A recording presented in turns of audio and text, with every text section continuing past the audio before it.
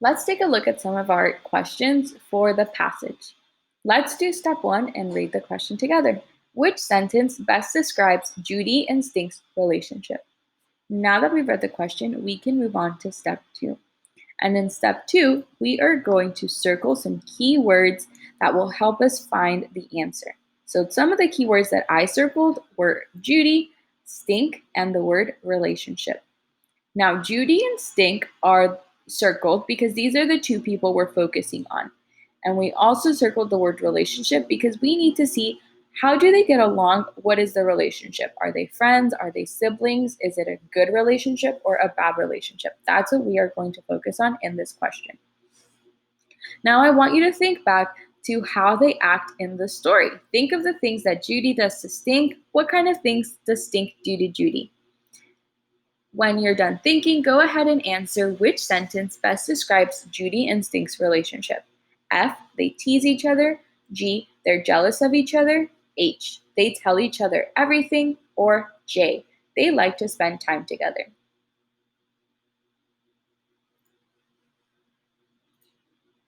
The correct answer is F. They tease each other. Now, the word tease means to play around and make fun of each other. If you think back to Judy and Stink, Judy would call him names. She would say that he wasn't normal. And Stink would tell their mom that Judy didn't want to go to school, that she has cat hair on the thermometer. So they like to play around with each other. Now, let's go ahead and move on to question 11. Let's do step 1 for question 11. Look at the diagram below. Mom comes into Judy's room. Then Judy says she has the mumps. Then we have an empty box. And then Mom takes Judy's temperature. Which event belongs in the empty box?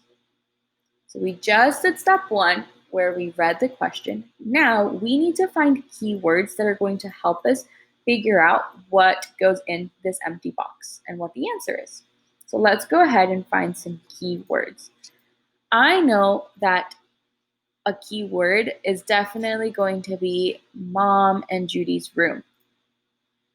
I can go ahead and underline some here, but I also noticed that we have some boxes leading with some arrows. To me, this looks like this happened first, then this happened, then this happened, and then that happened. So I'm also going to label all of the events. So I'm labeling 1, 2, 3, and 4.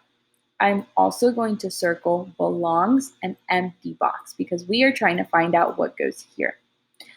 Now, I didn't underline this because this would take too much to underline the entire box. Instead, I numbered each box, and we're going to try to find this event, and this event into our text. So let's go into step 3 and try to find these in our text. Never mind, just go to school without me. Mom, Judy skipping school. Mom came into Judy's room. We went ahead and found it, and it was in paragraph 10. And we said here at the beginning that Mom comes into Judy's room. So it looks like this is the first thing that happened. We then see that Judy says she has the mumps.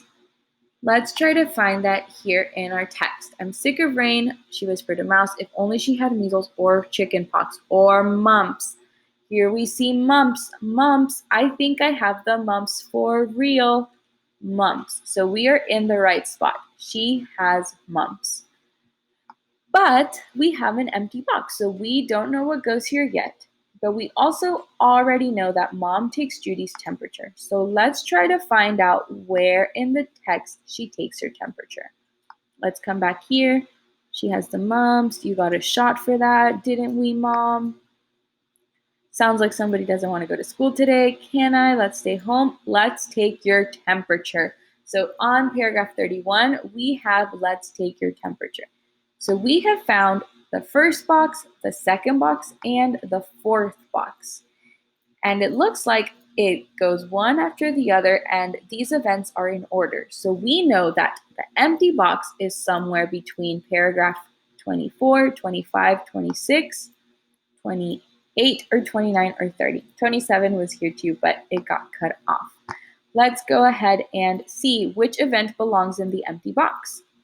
Is it A, Judy puts a cough drop in her mouth, B. Stink knocks on Judy's door.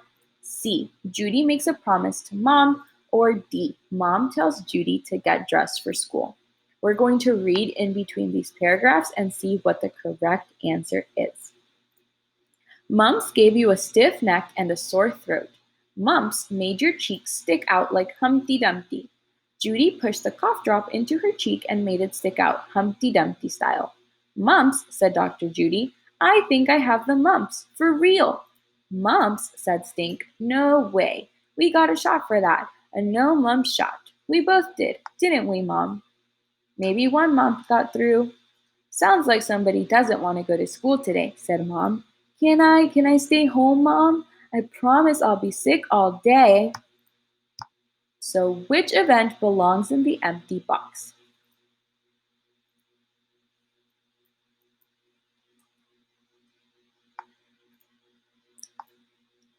The event that belongs in the empty box is A. Judy puts a cough drop in her mouth. If you look at paragraph 24, it says Judy pushed the cough drop into her cheek and made it stick out Humpty Dumpty style.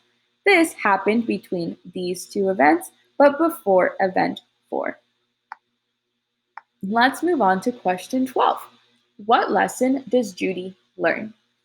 Now that we did step 1 and read the question, we're going to do step 2 and circle keywords.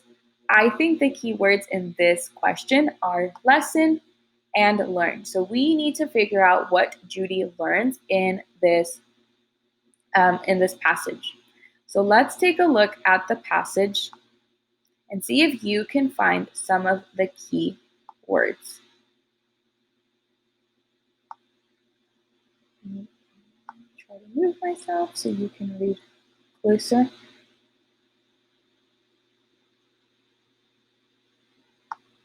What kind of lesson does Judy learn? Now that we've looked at the passage, I want you to try to answer this question. What lesson does Judy learn? Is it F, it is difficult to fool your mother? G, you can still have fun on a rainy day? H, it's difficult to go to school on a rainy day? Or J, mothers expect their children to do well in school?